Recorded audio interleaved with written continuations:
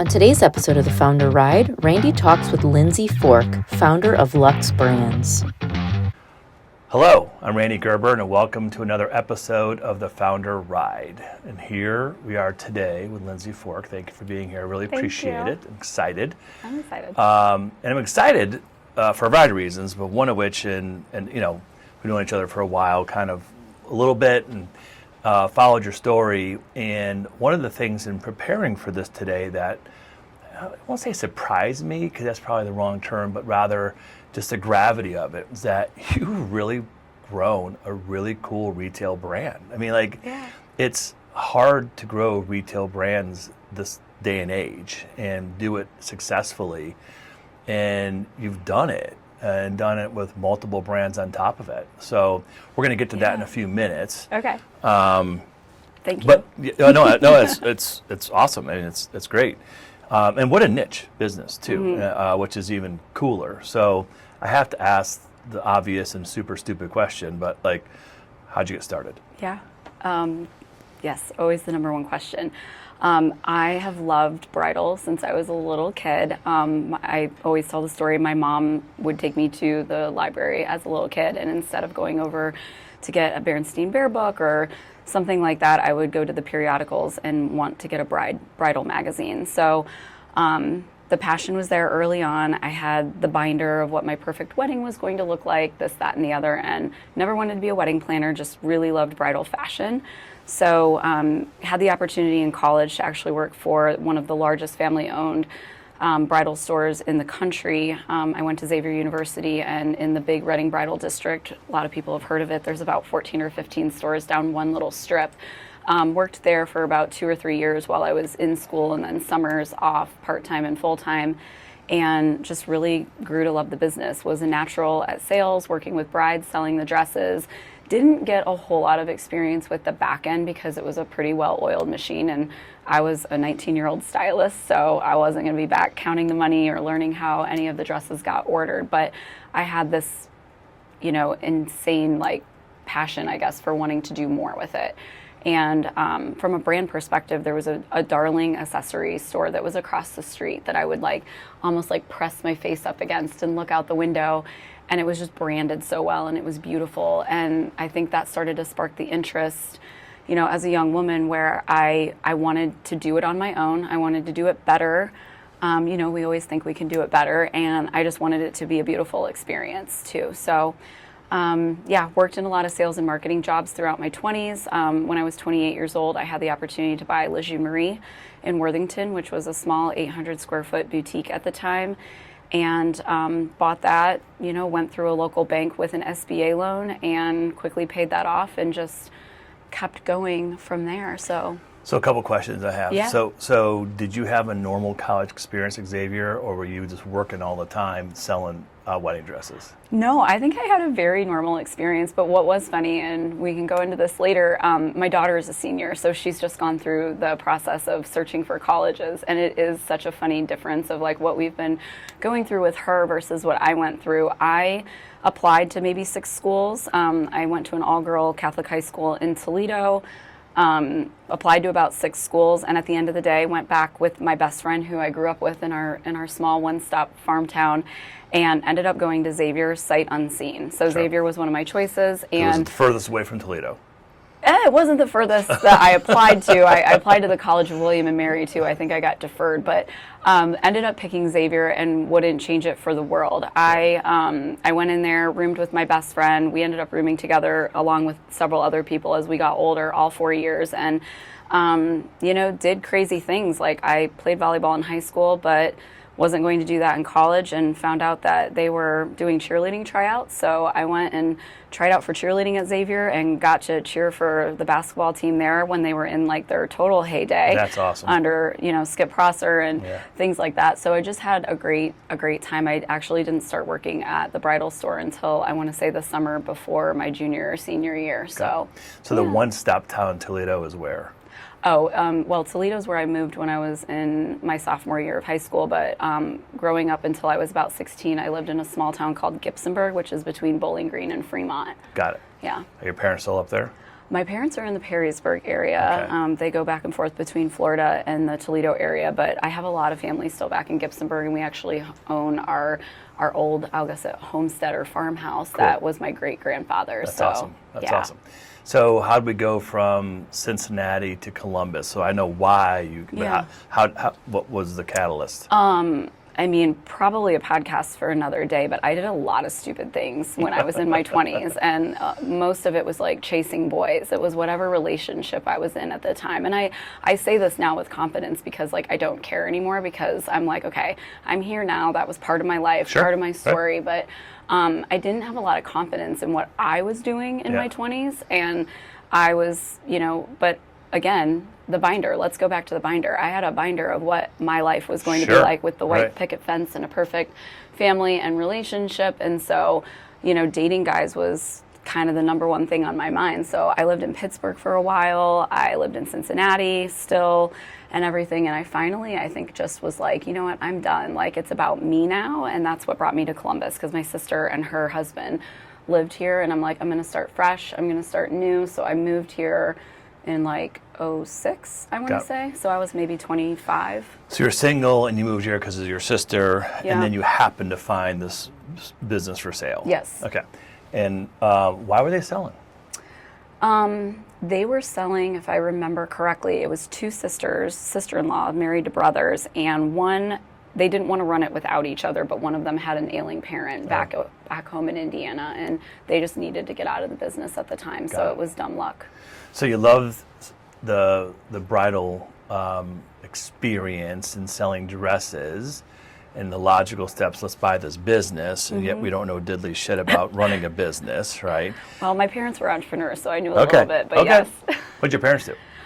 They actually, for 37 years, owned a motorsports business up in Northwest Ohio. Okay. So I grew up around, I had two younger sisters, so my dad, unfortunately or fortunately, had three girls, and sold motorcycles and power sports and wave runners and all of that from 86. So a retail business in some respects, Yes, definitely. Yep. All right. For sure. So, all right, so you grew up around entrepreneurs, knew a little bit about business, and so that was a rational step for you to buy this business, got SBA loan. What was the first, like, kick in the gut that you got when you bought this business? I think the first kick in the butt. Kick in the gut, like Yeah, both. Yeah, butt, right. gut. Probably the first person that I ever hired. The first person I ever hired, it was 2 days into the business. I think I had a vendor rep that was coming by to have a meeting with me, and I remember she wanted to be a part of that meeting, and I was like, I'm like, no, like, you don't need to be a part of this meeting. And was talking to the vendor rep on the phone later the next day, and she was like, hey, can I move our meeting back to like 11 a.m. instead of noon? And I was like, sure, no problem. Can I ask why? Like, we need to move the meeting. And she's like, well, I'm going to go visit another place in Westerville that's interested in picking up the line. And I was like, okay, that's interesting. I'm like, I don't know of any bridal shops in Westerville. And she goes, oh, well, it's new. It'll be new. Like, they haven't opened yet. And I was like, oh, okay. I said, so can you give me more information? What's the name of the store? Like, who's the owner? She gives me, the rep stupidly gives me all the information. It was the person that was cleaning out my dressing room. Wow. So I just marched right out there, and I was like, I no longer need your services today. Got it. Is that person still in business? No.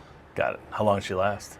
I call it the 4-year rule. It was 4 years before she was, I've seen a lot of those. Got it. Yeah. And what was your first, like, big win in your view when you started?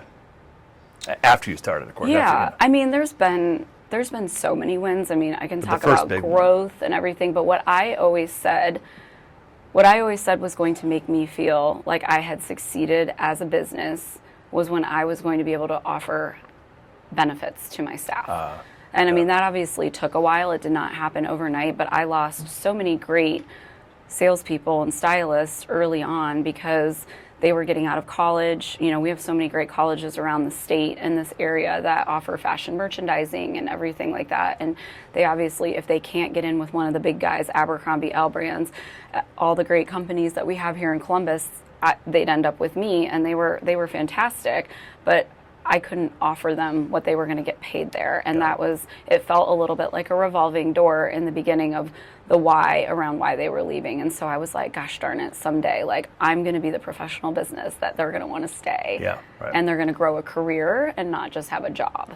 So how many years into purchase of the business were you able to offer benefits? Ish. Oh, yeah. What are we at? Almost 20 years. I would say probably 10 years in. Okay, 10, so it was a long time. It was. I mean, we're almost on at your 20 mind, years. and every year 8, somebody leaves for the same reason. You're just frustrated. Yeah. And then this is really interesting. Is we struggle with the same thing, and most, I think, small businesses, entrepreneurs do too. When were you able to create career paths for people? Mm-hmm.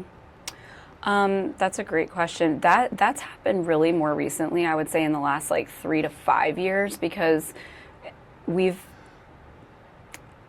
could go in so many different directions with this.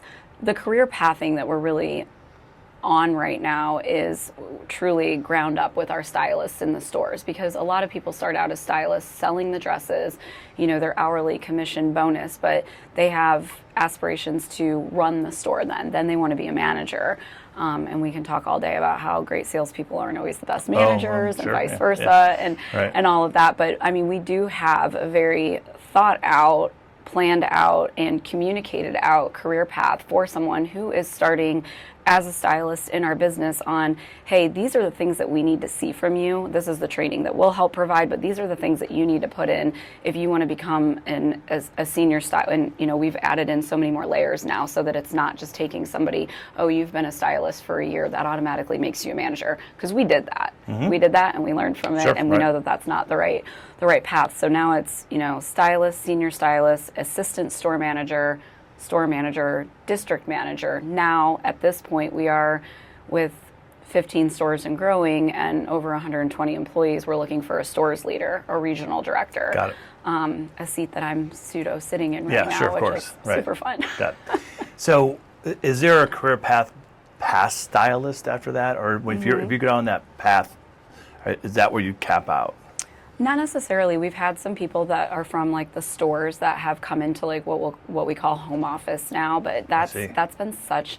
I mean, our home office and DC evolution has really exploded over the last two years. We've just in 2025 alone, we moved our DC and our home office twice. So we've gone in the last 2 years. We've gone from 1,200 square feet to 3,300 square feet. Now we're in 15,000 square feet. Got it. And that just happened in December is when we moved to our newest office. Like, we don't even have furniture when you first walk in. Like, everyone has their desks, but it's we're getting there. It's Spartan, and you're in growth mode still. Yeah, it's very cute. And of the 15,000 square feet, how much are you occupying right now? For home office or for DC? DC, I'm sorry, DC. DC is... home office is 3,300, so the rest, so like 11 to 12,000 is our DC. Is it full, or do you have room for growth? We have some room for growth. That's definitely been, that was part of the plan in moving there, but I can see us needing to move in about another 3 years. So we sign the lease appropriately so that if we need to expand and move, we will and can. Got it. So from 0 to 150 employees, 15 locations in 20 years, where does it look like 10 years from today? We do our VTO based off of 5 years just because of how crazy it is. But I mean, if all goes to plan, we'd love to be at 40 plus stores. Okay. Yeah. And this is a very serious question. Why wouldn't it go to plan?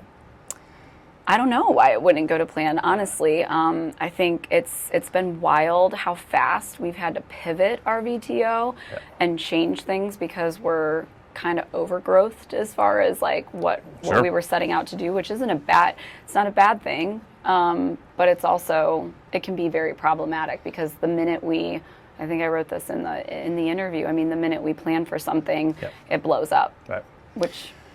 So even though you look like you're 25 years old, you're not, because you've already exposed, you've got a child going to school next year, which I've been through that 3 times, and actually my wife's taking my middle child to interview law schools on Thursday, which is a whole different experience. That's awesome. Yeah. So a little girl growing up, excited by wedding dresses and get this great job, or his first job in school selling wedding dresses. And I did read in here that you still like to pop in when you can and sell a wedding dress or be part of the process, I should say. For sure. However, that's not where you spend most of your time. Correct. And so I know you like the merchandising, but the real question here, so people listening to this podcast, I mean, you're just a flat out success story, period. I mean, and everything, and of course you've had your bumps and you've had your challenges, we all have, right? But it's really, you built a really great niche brand in a retail business, brick and mortar, across the Midwest, presumably, right? You're not in Texas and Florida. Okay. Yeah. What is the skill that you've developed or learned that surprised you? Like, wow, I can do that, or like what where you are today at your roughly age you are. What has surprised you the most about your journey of growth as a human being, professionally? Professionally, yeah. That I can truly handle everything that's thrown at me. I'm definitely a self-doubter, and but I'll give it a 30-day period, right? A month. Like, our emotions can be all over the board as far as like what we're going through, and there's some weeks that are amazing and awesome, and I feel like I'm thinking clearly, and I feel good about the struggles or the troubles that we're having in the business, and I can handle it. And then there's other times where I'm like, please just get me out of here. And I think that's fair to say. Sure. And most people who have been through the entrepreneurial journey or are thinking about doing it, they need to know that, and they do know that not every day is the same. Your feelings and emotions and the way you handle things are not always going to be the same. But I feel like with my age, I am getting so much better about handling the hard things that come, and I think the biggest thing is having faith in myself that I'm handling it the right way, or even if I'm not handling it perfectly, I don't beat myself up about it. And I'm very authentic, very true and honest with everyone that's around me that's working with me on exactly who I am, because I don't want anyone coming into the company thinking, oh, working for Lindsay or working with Lindsay is going to be a certain way, and then being surprised. Got it. I do not want that. So when we go through, we've had a lot of leadership team members recently added to the team, and the interview process is, very raw and honest especially when they get to me as to, hey, this is how it's going to be. This is how I hold on to the vine and how long before I completely trust you, and then I'm out. Like, my goal is to not micromanage you. Right. I don't think you want to be micromanaged, but in order for me to trust that I'm handing part of my baby over to you in this sphere or department, like, we're going to have some open and honest conversations. I want to see how you're handling things that are thrown at you, so I can, kind of sign off on them and be like, yep, you're good for the culture, you're good and right with all this stuff, and then peace, we'll connect. So that's a big skill to master, and it's a lot of self-awareness. I probably for very different reasons, but have the same exact problem. And so that when we're interviewing people, I have to give them a pretty good heads up how I roll, and it's a little different. At this stage in your professional career, when a problem surfaces, do you get anxiety still, or are you at the point like, what, like, it's going to take some energy, some attention, but we're just going to get through it? Where are you in your emotional relationship with problems and challenges at work? Yesterday was a great example. We start our Mondays out with our HR stores meeting. So that's probably the most intense, because you're talking about the people in your business. It's not marketing, it's not finance, you're talking about the people. So that's where, I'm starting my week out in the heaviest part of what's going on. And we had, we run EOS, and we go around and we rate all of our meetings, and there were a couple people that had some lower ratings, and I just spoke up at the end because I was actually feeling energized from it, even though we had some really hard discussions, and I know that that's not fun, but I've got some newer people in that meeting that are learning EOS for the first time, and I said at the end, when we were done, I said, I just want to remind everyone that rated this meeting low, that we're not here to rate meetings low because we had difficult conversations. Right. That's what I said to everyone. And because I don't think the meeting was bad, we can always be better in an EOS L10, but I do think that people will rate them low because they didn't like what they heard or they thought that the conversation was difficult. So you feel like you've kind of moved past the emotional. I mean, you know, it's a big lift and it's important and it's high value meeting, but you're not getting wrapped up. Are you sleeping Sunday night? How about that? I'm a good sleeper, believe it or not. My husband is not. So we try to keep things like low key with not talking too much about work when we get home. But I'll be honest, like it's a balance that we're not perfect at. But I can compartmentalize things really well. Like I think one of my mentors told me, you know, because I'll apologize sometimes for the emotion or the intensity. And he was like, you're just an intense person. And he's like, there's nothing wrong with that. He's like, it's what's made you successful and what's made the business successful. And he's like, don't apologize for your intensity. And so I think that's also helped me to be like, you know what, it's okay. Because if I weren't the way I was, Luxe Brands wouldn't exist. Right. So let's go back to the compartmentalization. This is important. Is that natural, always been that way, or did you learn that skill? Probably always been that way because of wanting to maybe like, I don't know, box out certain things and like move on and knowing like, yeah, I don't take things with me into the next situation that I'm in. It's like, okay, we just had that conversation that was difficult or whatever, but now I can just go have a glass of wine with you and like we can sit and talk, like, because I don't want to have messy relationships that string out, I guess. You need to give me the secret on compartmentalization because at work I can go from meeting to meeting fine, but when I get home and I hit that replay button, I start getting either super excited or really frustrated, and then it totally impacts my sleep. And I've really had to work hard to, you know, develop a routine for me, it's read a book that's not really, it's personally relevant, but not business relevant. Otherwise, I'm just going to lay there. And I hate that. And we all know we need sleep, particularly at my age, you need a lot of sleep. So do you have an Oura ring? I do, and it tells the truth, and it's frustrating. So what was your score this morning? I did well last night. My ring was, so I've been, because I've been on 2 ski trips and a surf trip, my activity level, like I look like I'm just training for a marathon, which is just absolutely not true, obviously. And my sleep score's been really good. Last night was like a 78. Okay, yeah, good. And so, and I had a little bit of anxiety. I went to sleep, but I'm reading this book about, and I'm not advocating it. I mean, for me, it's great, and just, you know, there's a first part of life that you have to get lost. You have to make mistakes. And you know, so many people think you have to have this perfect linear life where you just, you know, but in order to have a second part of life where you really understand who you are and understand relationships, you got to go through the first part of life, and you have to make mistakes. And there are a few really great examples in there. The book's called Falling Upward. It's a little too religious for me. And what I mean by that, it quotes too many scriptures. I'm just that's not. I don't know the Bible, and I don't know what those things are, so I don't know some, you know. But the point is pretty spot on, and it really talks a little bit about the issue of Christians, you know, want to live this perfect life, and they just don't, you know.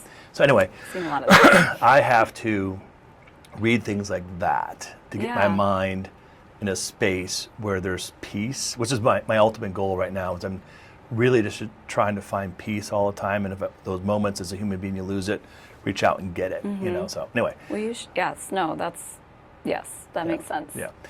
So back to you and compartmentalization. So I know what your husband does for a living. I think women mother entrepreneurs are really special people because it's really hard being an entrepreneur to begin with. I think in general it's harder for women to be entrepreneurs, and just as a generalization. And this is a technical term, but it's really fucking hard to be a mom and a spouse and a female successful entrepreneur. So give the listeners a little view to your life. Yeah. Introduction, I guess, so I've been married to my husband since 2012. He's a retired military pilot, KC-135 refueling tanker. So a couple weeks ago was a little hard and hit home for us. Yeah. and everything, and also a commercial pilot who is currently actually on medical leave due to a pretty serious injury. So has actually been working a lot in the business, both in real estate and finance. So that's where, as I was referencing earlier, there's a lot of chitter chatter about work at home. Right. And then How long has that been now? He's been working in the business? Probably about 3 years, off and on, but not a true employee, not on paper an employee, but definitely a part of our world. Sure, a partner. Yeah. In many respects, Yeah. right? So you have found this cadence, which is hard, where you work with your husband for the time being, and you're a mom. Correct. So walk me through, and maybe for a person who compartmentalizes that this isn't as challenging as others, but walk me through how you manage your day. I will say, it's funny, I saw, I think on Instagram yesterday, and I've seen this quote or sign before, but it was a sign that a man was holding up, and it said, wouldn't all the women be, maybe I'm going to say this wrong, wouldn't all the women be even more successful if we all had a wife at home? And I was like, she's nodding, she gets it. Yeah. Got it. Yeah, wouldn't we all be more successful if we all had a wife at home? But I mean, I thought about that, and Kurt and I do a really good job of partnering with everything that we have going on at home. And I mean, dare I say, he's fantastic when it comes to being that person that can scoop up because I'm still working and go run the kids around. And that's the life that we've been living for since Halloween. Our nanny that we had for 11 years decided to retire. And so we didn't really know what we were going to do, but with the age of our kids, our boys are 8 and 11, our daughter is 17, a senior, we were like, do we really need to hire somebody else? Because at this point, they are a runner. Sure. They're running kids around to activities and after school and stuff. That's so a nice word for it. we literally sat down and we had a planning meeting. We're like, okay, when Peggy leaves, what are we going to do? Because I don't know if we can handle this. Right. It's really going to cut into that 4 to 6 time slot at the end of the day. And how do we balance that? So we're doing it. I don't know that we're doing it well, but I think what it is doing is it's putting us 100% more in front of the kids. Because when Peggy was here, she was there in the early days. She was there in the morning, 7 a.m. We'd drop the kids off to school. We were out, and sometimes she was there until 7 o'clock at night. And it's then we're seeing the kids just to put them to bed. Right. And that got a little crazy. So I will say that it's kind of been a blessing in disguise that it's put us on a better schedule and a better path. And you'll love this. It's a little crazy, and our staff is laughing. But about 5 weeks ago, about 5 weeks ago, we decided to start having Sunday planning meetings with all the kids. So we do a little mini EOS style meeting where we talk about our personal best. We ask everyone, what's your personal best for the week? What are you looking forward to this week? We go through our calendar, meaning the kids hear what Kurt and I have going on. Yep. We go through all of their sports, all of their school stuff. They get a little squirrely during our work part. We talk about our menu for the week. We're like, this is what we're having for dinner. That way we don't overbuy and waste food at the grocery store. Everybody's on board. I don't have to hear, Mom, I don't like that. Right. Why the hell did you make that for dinner? It's like, no, we talked about this on Sunday. Right.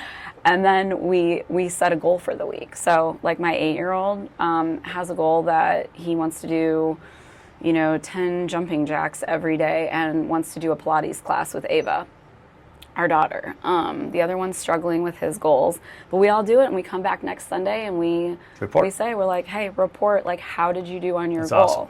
So that's going to work until your 11-year-old is 14. Right. And he might tell you who wants this, but he wants 4 times the food that you buy. Yeah. And then you have 2 teenage boys, you're screwed, having lived through that. I know, I haven't gotten to that point where they supposely eat you out of house and home yet, and I'm waiting for it. I'm like, when is this going to happen? And it's surreal. Like how much food I just went to eat. the grocery store yesterday, and it's gone. It's not even they can tell you what they want, but you can't fit it in the fridge. Yeah. And we had 2 fridges. They were always full. I'm going to have to call some people when this happens, because I just don't even know the yet. boys are, and then, we were always at house that, for all of our kids, we girl, boy, and all the friends were always there. So it's one thing to feed your own kids, but then you start introducing lacrosse teams and football teams and tennis teams, it's game over at that point in time. So So I want to go back to EOS. You talked about you're using EOS for your family, and you've been doing it for 5 weeks now.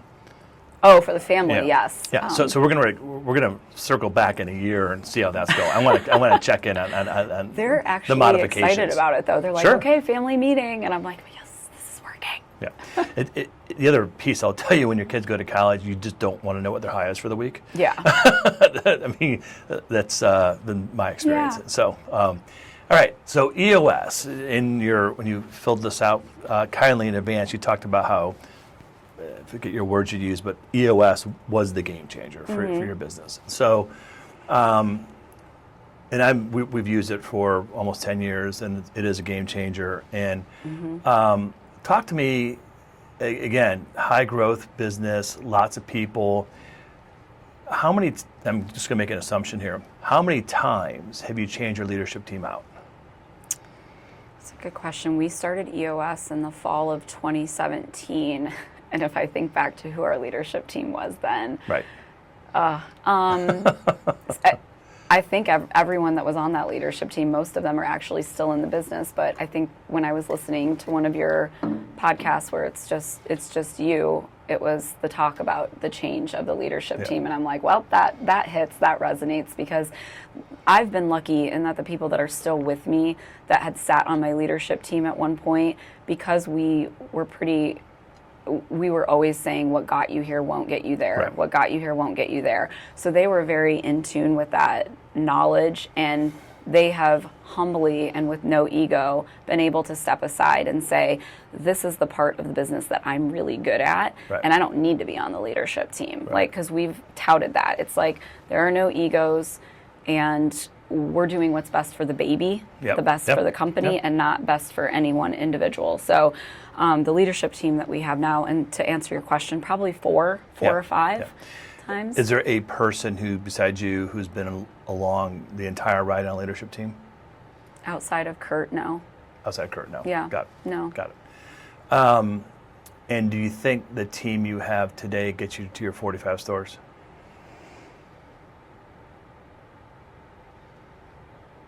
I don't know, and I say that because both my marketing director just started in December, and my VP of HR just started with us in January, and I feel like I don't know enough at this point to say in 2 years or in 3 years, like, will they still be the people? I hope so. Yeah, I mean, sure, I truly of course. hope so, because Right. we were definitely planning for that when we put them in their positions.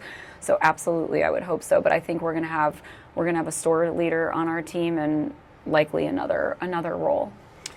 So one of the things that we're starting next month, which is April of 2026, we have a regulatory component to our business that you just can't dismiss as much as I'd like to.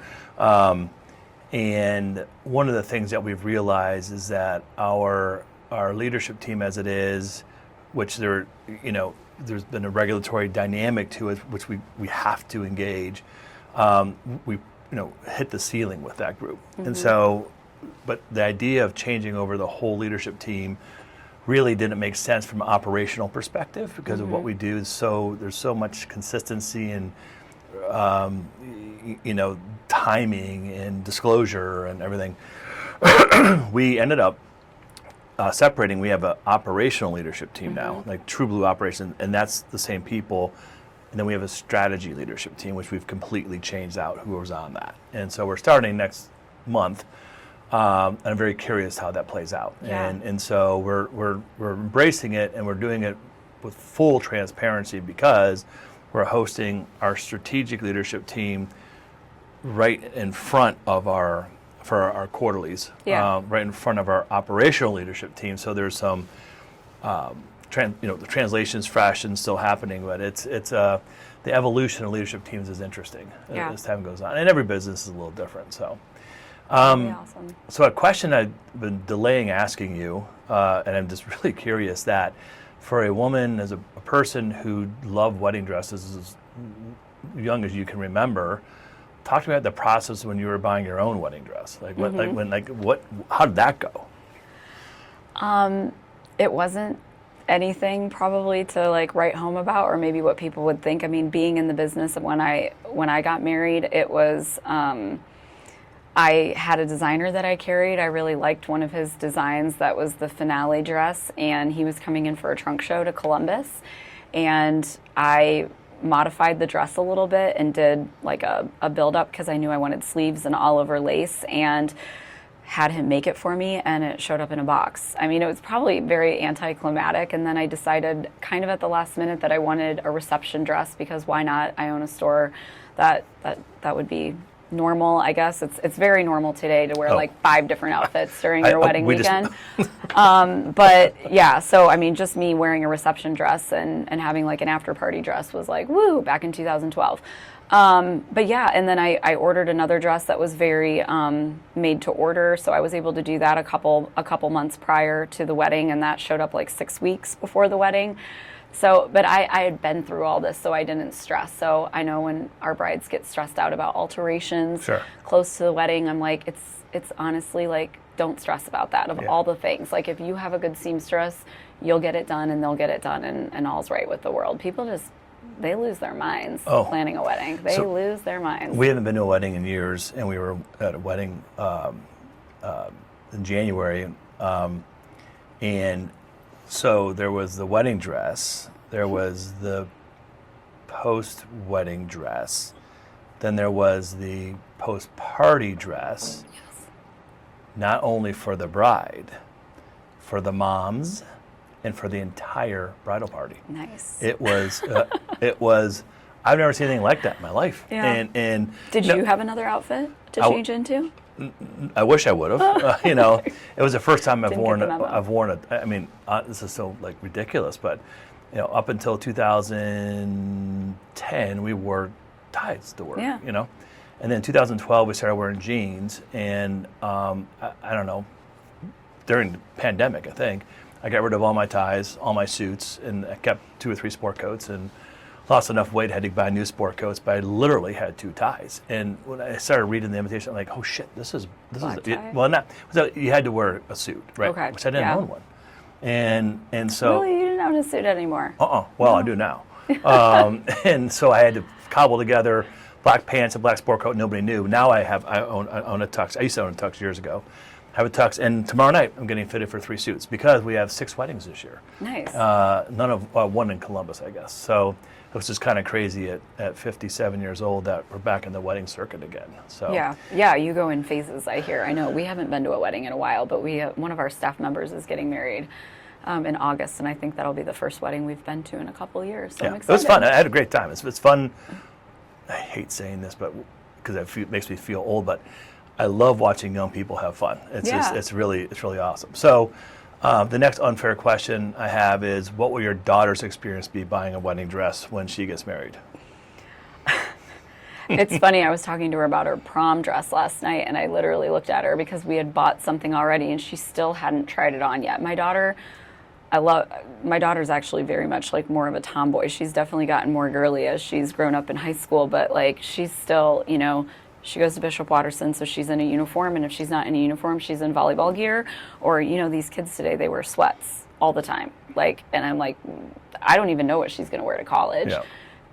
But I was like, can you please try the dress on for prom, because I don't want to order something from some really bad Chinese website a week before your prom that's hideous. Right. And she's like, yeah, but right now senior tag is going on, so senior tag is like the thing everyone's focused on. How's she doing? Prom, she got someone out yesterday, and she's all about it. So her brothers walk her out to the car. Her brothers are into it now too, because we don't live in a neighborhood, so you have to like drive down our driveway to get to the driveway.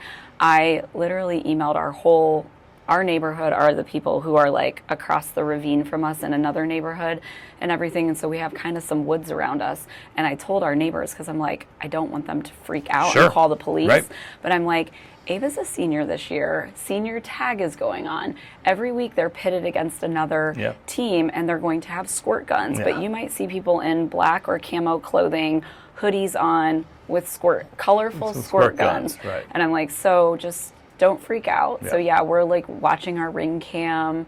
they're trying to get kids. Did your kids go through this senior tag? Yeah. I didn't know anything about it. Yeah, our kids did, and what's changed for my oldest is that it was naked back then. It wasn't bathing suits. Yes, I've heard of this. Yes. Yes. And we've had people show up to try to deliver stuff to our door. I mean, it gets. I loved it. It was great watching it, and I tried to contribute and help my kids not get tagged. It's just like the schools is kind of like, yeah, it's a thing, and just don't be stupid, right? Yeah. And so I don't know that. I know my daughter's year, somebody did win. Yeah. I think the boys, nobody ended up winning. And there was no declared winner because they couldn't get people out before they all went to college. Well, the rules are very involved. Everything's run off of an Instagram. Yep. Nobody knows who the game master is, and everyone's, they have to turn in videos to show how they got the person out. And yes, like obviously Catholic school, there's no their version of naked is you can't get a girl out if she's got like her little so Ava will wear her little like volleyball spankies, I call them, and a sports bra. That's what's considered naked. Right. So when she got the girl out on the other team last night, she ran up to her with a sports bra and her spankies on. And that's how she got the other girl out. I mean, it's ridiculous. I've got hours of videos of my kids working in the yard. My kids all had to cut the grass and do all that stuff in their bathing suits. So they wouldn't get out. So they wouldn't get out. Yeah, it's and even going on family like dinners, like you gotta drop your kid off as close to the door as you possibly can, and at a restaurant, it's super fun. So, and then the next unfair question is, how are your son's fiancés, how are they going to survive buying wedding dresses? Oh, they're going to have a much harder time. Whoever they marry. I mean, just in general, not just because of wedding dress shopping. I'll just, I'm being a boy mom. You're going to be like, are you good enough for my kid? Sure. Yeah. Sort of thing. And I don't, little dramas and things like that. And I just hope, I mean, gosh, I have so many years for this, but I think don't you just like always want to love whoever your kids marry, like their parents? Because I tell my kids this all the time, like it's not, we literally coach them. We're like, it's not just the person you're marrying, it's the family too. Do not forget you are marrying that person's family. I'll tell you, we had and I'm going to be really careful how I say this. One of my boys had a girlfriend for about 14 months, and it was one of the worst experiences of my life. And did your wife feel the same? Our whole family did. Okay. And our friends did, and his friends did. Oh. In fact, we were on senior spring break. We hosted a bunch of his friends down to Costa Rica for a week, and this came up. And again, and like everyone's like, oh my God, what a nightmare she really was. She was alienated. I mean, she'd come to our house, and one time, and she would take a nap at our house. It's in the family room. And one time, my wife, who's not a quiet person, was putting away dishes, and my son went over like, hey, can you quiet down? And she said, why? She said, so-and-so sleeping. And she's like, what? But it was brutal. And so like in my forum, I feel like every month I reported how miserable, and it would come to work with me every day. It was I could not compartmentalize that. And and I'll tell you why. When they graduated high school, and I took my son to lunch, I said, hey, look, she's going to school out of state, you're going to a different school. So why don't you guys, just take a break and be friends, and, if it's meant to be 4 years later, you can get together, And he said, and I'm not exaggerating, I mean, I'm quote unquote, Dad, I've been waiting for this conversation. I want you to know that we want to get married. He said, I thought you were going to go in a different way. He said, we're not going to get married now, out of respect for you, and but we want to get married. And I'm like, my heart sank, and I'm like, what do I say? Now, there's no playbook for this, right. And thank God they broke up. But they, that was 6-7 months later, and we didn't like the family because, like, as an example, she's like, this girl said, hey, you're coming over for Christmas Eve. We're like, no, and he said, I'll be home by 6. I had to go pick him up from her house at 1 o'clock in the morning on Christmas Day. Then it was brutal. So anyway, I mean, I don't wish that on anybody at all. It matters. Now, back to the first life, second life. I mean, he'll never make that mistake again. The whole family saw what a disaster that was for everybody. Mm-hmm. So I feel it was a learning lesson for all my kids, but it was not fun at all. Yeah, I mean, things that I feel like I've gotten to a point. I've given my parents, I think, a lot of grace over the last couple of years, because it's like, as my kids are starting to get older, like, I don't know what it's like to have adult children yet, right? Like, I can sit there and look back and, you know, make my opinions about how other people are parenting their adult children or not, and you know what my parents went through and still go through, you know, with myself and my two younger sisters. And it's like, I learn from all of that, because I'm like, I'll be like, oh God, I don't want to have to go through that. You know, when my kid is in their mid-20s or early 30s, or God forbid even 40, it's like you have to give some grace, because you do the best you can. But I had a therapist tell me one time, and that really hit me too, like, and I don't know if this is right or wrong, it was just something they said, and it stuck with me, is you got to stop blaming your parents at least by the age of 30. Oh, sure. By the time you get to 30 as a child, like, you have to stop blaming your parents for the things that they did or didn't do right. And I view it differently. I think the sooner you accept and embrace what your parents did, because my view, and I think this, and a lot of therapists think this, that they were doing their best. Right. You know, they were doing the best at the moment, the best at the time. And so the sooner you just accept it and move on and try to, you know, take wisdom from it, probably better. I will tell you two things in my own experience, one of which, you really never stop parenting your kids. You just don't. And having adult children is super fucking fun. That's what I hear. It's so fun. I'm like, I I don't want them to grow up, but I hear it's so fun. It's so hard to say this. Like, I can go back to all the moments when they were little and all the things we enjoyed, and I would do those all over again. Mm-hmm. I'd replay those all. And I'm not going to trade for where we are today.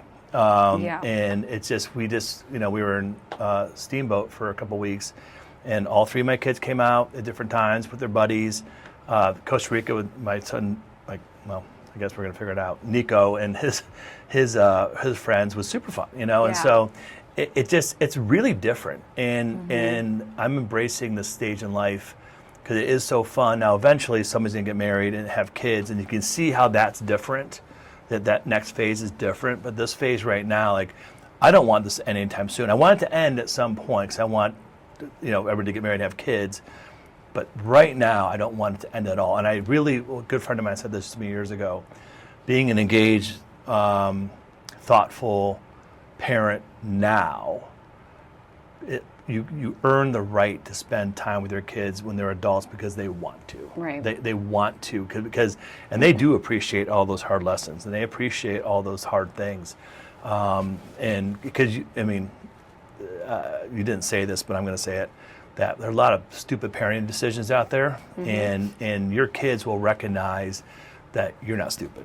Yeah. And you know, and they see it in their friends. They see, you know, so it's an interesting dynamic, but it's pretty, it's awesome. To finish that up, my husband had heard this, and we say this a lot. It's like, right now, kids, especially when they're younger, and you're parenting them maybe up until 18 or even more, it's like they're judging, right? They're wearing the wigs now. They're going to ring the gavel later. No question. That's exactly true. And I love that, because it is so true. It's like, when they have the opportunity to be more independent and be like, I want to spend time with you or I don't. I like you or I don't. But right now, they're wearing the wigs and they're watching. Yeah. So we have a few minutes left, but I want to circle back to your business. And I'm really curious, and I have a sense of what you're going to say, but I want you to say it. Who's your competition? Like, you're growing, and there's no reason you're going to not continue this growth path, right? Right. Who's your competition? A lot. I mean, really, we have a lot of competition, and it's good. I mean, brides today shop so differently than they used to, you know, 10, 20 years ago, and social media has made that really difficult, because you have influencers and, you know, brides, girlies on their Instagram, you know, literally going out to dozens of stores just so that they can record themselves and then chop it back up into a reel or a TikTok later and say, you know, these are the 100 dresses that I didn't buy. Oh, wow. And so they're literally going out shopping because they have followers and stuff, and their wedding process is a huge way that they gain followership. So you've got all the influencers and all of those people telling brides that they should go and shop all these different places. We tell brides, research where you want to shop based off of budget and style. Pick 2, maybe 3 stores that really fit that aesthetic. Go have a good experience. If you need to think about it. But when just be done. Like when Right. celebrate the moment, be done.